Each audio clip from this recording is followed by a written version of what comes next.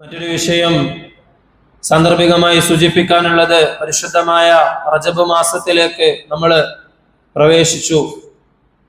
ഏകദേശം പകുതിയോടടുത്തു. റജബിനെ സംബന്ധിച്ചിടത്തോളം അള്ളാഹുവിന്റെ അടുക്കൽ പവിത്രമായ മാസമാണ്. ഓരോ പവിത്രമായ മാസങ്ങൾ കടന്നു വരുമ്പോഴും അതിനെ സംബന്ധിച്ച് പരിശുദ്ധമായ ഖുർആനിലും ഹദീസിലും പരാമർശിക്കപ്പെട്ടത് നമ്മൾ അനുസ്മരിക്കാറുണ്ട്, പറയാറുണ്ട്. സൂറത്ത് തൗബയിൽ അല്ലാഹു സുബ്ഹാനഹു വ തആല മാസങ്ങളെ സംബന്ധിച്ച്, വർഷത്തെ സംബന്ധിച്ച് പറയുന്നുണ്ട്. ഇന്ന ഇദ്ദത്തുശ് ശുഹൂരി ഇൻദല്ലാഹി 12 ശഹറൻ ഫീ കിതാബില്ലാഹി യൗമ ഖലഖല്ലാഹുസ് സമാവാതി വൽ അർദ്. ആകാശഭൂമികളെ അല്ലാഹു സുബ്ഹാനഹു വ തആല സൃഷ്ടിച്ച അന്ന് മുതൽ തന്നെ അള്ളാഹുവിന്റെ അടുക്കല് മാസങ്ങളുടെ എണ്ണം 12 അള്ളാഹു രേഖപ്പെടുത്തിയിട്ടുണ്ട്. മിൻഹ അർബഅത്തുൻ ഹുറും. അതിൽ 4 മാസങ്ങൾക്ക് അള്ളാഹു സുബ്ഹാനഹു വ തആല പവിത്രത നൽകിയിട്ടുണ്ട്. അതേതൊക്കെയാണെന്ന് നബി സല്ലല്ലാഹു അലൈഹി വസല്ലമ തങ്ങളും തങ്ങളുടെ ഹദീസിലൂടെ നമുക്ക് വിശദീകരിച്ചു തന്നിട്ടുണ്ട്. ഇമാം ബുഖാരി ഉദ്ധരിക്കുന്ന അബൂബക്കർ റളിയല്ലാഹു അൻഹുവിൽ നിന്നുള്ള ഹദീസിൽ നബി സല്ലല്ലാഹു അലൈഹി വസല്ലമ തങ്ങൾ അരുളുകയുണ്ടായി, അസ്സമാനു ഖദ് ഇസ്തദാറ കഹൈഅതിഹി യൗമ ഖലഖല്ലാഹുസ് സമാവാതി വൽ അർദ്. അല്ലാഹു സുബ്ഹാനഹു വ തആല ആകാശഭൂമികളെ സൃഷ്ടിച്ചതു മുതൽ കാലഘട്ടം അതിന്റെ അതേ അവസ്ഥയിൽ തന്നെ മുന്നോട്ട് ചലിച്ചുകൊണ്ടിരിക്കുകയാണ്. അസനതു 12 ശഹറൻ. ഒരു വർഷം എന്ന് പറയുന്നത് 12 മാസങ്ങൾ കൂടിച്ചേർന്നതാണ്. മിൻഹ അർബഅത്തുൻ ഹുറും. അതിൽ 4 മാസങ്ങളെ അല്ലാഹു സുബ്ഹാനഹു വ തആല പ്രത്യേകമായി അതിന് പവിത്രത നൽകിയിട്ടുണ്ട്. സലാസത്തുൻ മുതവാലിയാത്തുൻ. അതിൽ 3 മാസങ്ങൾ തുടർച്ചയായി വരുന്ന മാസങ്ങളാണ്. ദുൽഖഅദ വദുൽഹിജ്ജ വൽ മുഹറം. ദുൽഖഅദ 11ാമത്തെ മാസമാണ്, ദുൽഹിജ്ജ 12ാമത്തെ മാസമാണ്, അതിനുശേഷം 1ാമത്തെ മാസം മുഹറം. ഈ 3 മാസവും അള്ളാഹുവിന്റെ അടുക്കല് പവിത്രമായതാണ്. വറജബു മുദർ അല്ലദീ ബൈന ജുമാദ വ ശഅബാൻ.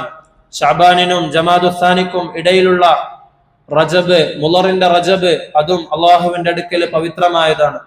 മുളറിന്റെ റജബ് എന്ന് നബി സല്ലല്ലാഹു അലൈഹി വസല്ലമ തങ്ങള് പ്രത്യേകം അത് എടുത്തു പറയാൻ കാരണം, അന്ന് അറബി ഗോത്രങ്ങളായിരുന്ന മുളറിന്റെയും റബീഅയുടെയും ഇടയിൽ 4ാമത്തെ മാസം പവിത്രമായ അള്ളാഹുവിന്റെ അടുക്കലുള്ള പവിത്രമായ മാസം ഏതാണെന്ന് ജാഹിലിയത്തിൽ തന്നെ ഈ 2 ഗോത്രങ്ങൾക്കിടയിൽ അഭിപ്രായ വ്യത്യാസം ഉണ്ടായിരുന്നു. റബീഅ ഗോത്രക്കാരെ സംബന്ധിച്ചിടത്തോളം അവർ 4ാമത്തെ മാസമായി പവിത്രത കൽപ്പിച്ചിരുന്നത് റമദാനിനായിരുന്നു. മുളർ ഗോത്രം 4ാമത്തെ മാസം, പവിത്രതയുള്ള മാസം, അത് റജബാണെന്നായിരുന്നു അവരുടെ അഭിപ്രായം. അവരുടെ അഭിപ്രായത്തെ അംഗീകരിച്ചുകൊണ്ട് നബി സല്ലല്ലാഹു അലൈഹി വസല്ലമ തങ്ങള് ഈ ഹദീസ് പറയുകയുണ്ടായി.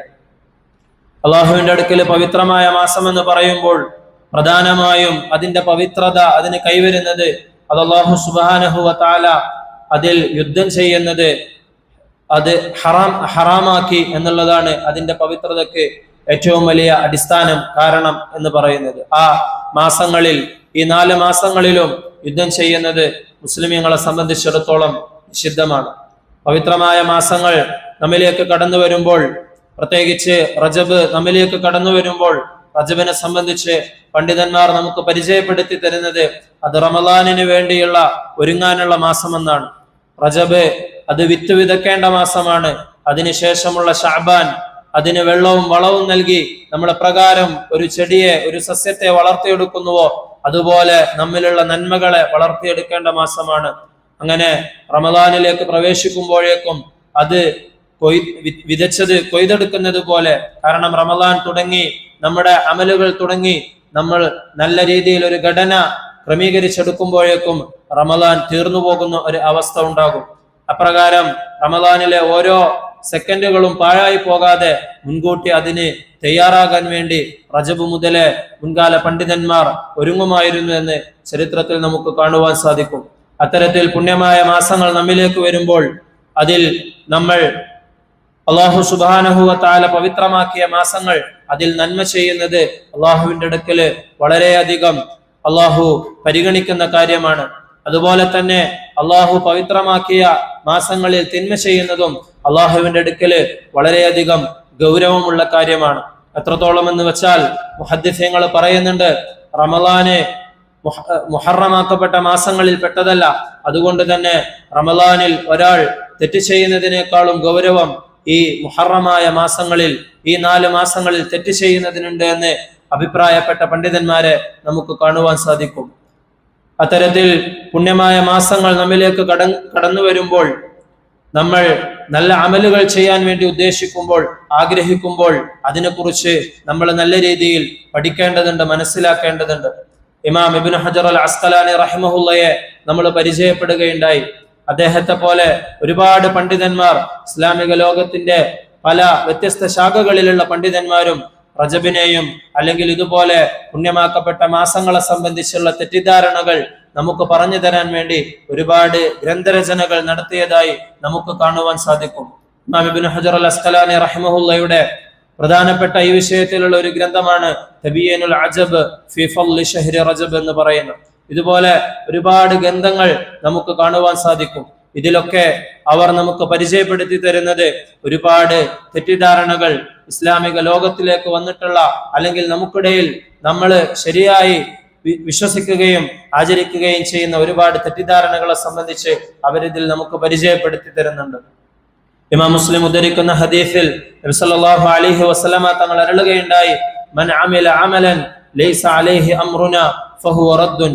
ആരെങ്കിലും ഒരു അമൽ ചെയ്യുകയാണെങ്കിൽ, അഥവാ നന്മയായ ഒരു കാര്യം അമൽ ചെയ്യുകയാണെങ്കിൽ പോലും ലൈസ അലൈഹി അംറുന, അതിൽ നമ്മുടെ കൽപ്പനയില്ലെങ്കിൽ, അള്ളാഹുവിന്റെയും റസൂലിന്റെയും കൽപ്പനയില്ലെങ്കിൽ ഫഹുവ റദ്ദുൻ, അത് തള്ളപ്പെടേണ്ടതാണെന്ന് നബി സല്ലല്ലാഹു അലൈഹി വസല്ലമ തങ്ങൾ അരുളുകയുണ്ടായി.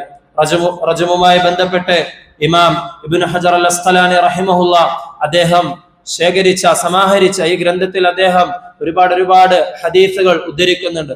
ഒരുപാട് ഹദീസുകൾ അദ്ദേഹം ഉദ്ധരിച്ചുകൊണ്ട് അതിലുള്ള റാവിമാർ അതിനെ പരമ്പരയായി നബി സല്ലല്ലാഹു അലൈഹി വസല്ലമ തങ്ങളിൽ നിന്നും നമ്മിലേക്ക് എത്തിച്ച റാവിമാരെ കുറിച്ച് അദ്ദേഹം വിശദീകരിച്ച് പറയുന്നുണ്ട്.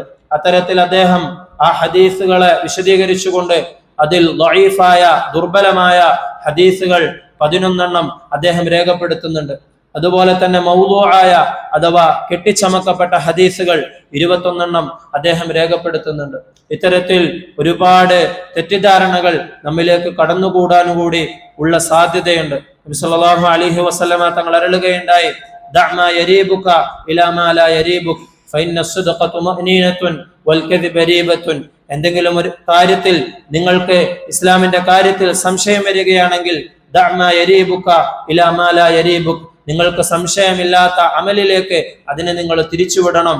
ഫഇന്ന അസ്സദഖ തുമഅനീനത്തുൻ, കാരണം സത്യമെന്ന് പറയുന്നത് അല്ലാഹുവിൽ നിന്നും നബി സല്ലല്ലാഹു അലൈഹി വസല്ലമ തങ്ങളിൽ നിന്നും നേരിട്ട് നമ്മിലേക്ക് വന്നത് എന്ന് പറയുന്നത് തുമഅനീനത്തുൻ, അത് നമ്മുടെ മനസ്സിന് എപ്പോഴും സമാധാനവും സംതൃപ്തിയും നൽകുന്നതാണ്. വൽ കദിബരീബത്തുൻ, ഇനി എന്തെങ്കിലും കള്ളമാണ് അതെങ്കിൽ അത് എപ്പോഴും രീബത്തുൻ, അത് നമ്മുടെ മനസ്സിന് എപ്പോഴും സംശയം ഉണ്ടാക്കിക്കൊണ്ടേയിരിക്കുമെന്ന് നബി സല്ലല്ലാഹു അലൈഹി വസല്ലമ തങ്ങൾ അരുളുകയുണ്ടായി. അല്ലാഹു സുബ്ഹാനഹു വ തആല നമുക്ക് കേട്ടതിലുപരി അമൽ ചെയ്യാനുള്ള തൗഫീഖ് നൽകി അനുഗ്രഹിക്കുമാറാകട്ടെ. ഏറ്റവും നല്ല അമലുകളെ നമ്മുടെ ജീവിതത്തിൽ പ്രാവർത്തികമാക്കുവാനും അത് മരണം വരെയും തുടർത്തിക്കൊണ്ടുപോകുവാനുമുള്ള തൗഫീഖ് അല്ലാഹു നമുക്ക് നൽകി അനുഗ്രഹിക്കുമാറാകട്ടെ.